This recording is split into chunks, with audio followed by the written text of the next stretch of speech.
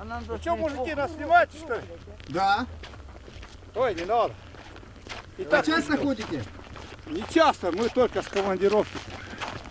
Лед еще не окреп, но каждый день тысячи людей переходят реку Лена недалеко от Якутска. Запретить такие прогулки МЧС не может, а предупреждения спасателей, что это опасно, никого не останавливают. В этом месте могут быть промоины. Вот, сверху они могут быть прикрыты снегом, вот, а под снегом чистая вода. Вот, здесь течение реки составляет 7 километров в час. Вот, поэтому если провалиться под лед, то моментально затащат под лед, и уже выбраться оттуда невозможно. Люди очень рискуют. Этой осенью в Якутске утонул мужчина. Он упал с парома. Но вытащить тело из-подо льда не удалось.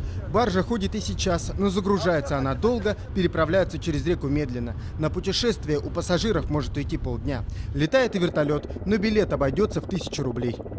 Ширина реки в районе Якутска около 10-12 километров, но есть и узкие места. Например, здесь от одного до другого берега 600-800 метров. И прогулка пешком, не спеша по льду, у вас займет около получаса. Главное теплее одеться. Холодно.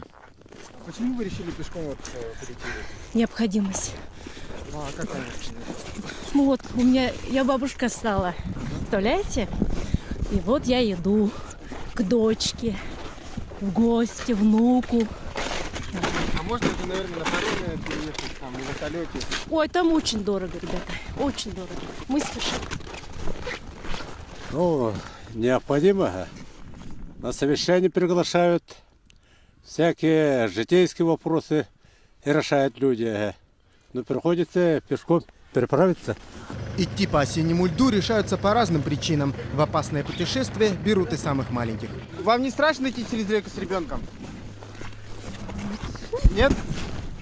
Самые отважные пробуют перебраться по льду и на машинах. И если сегодня таких смельчаков немного, то на следующей неделе, уверен водители, автомобильное движение по реке будет оживленнее.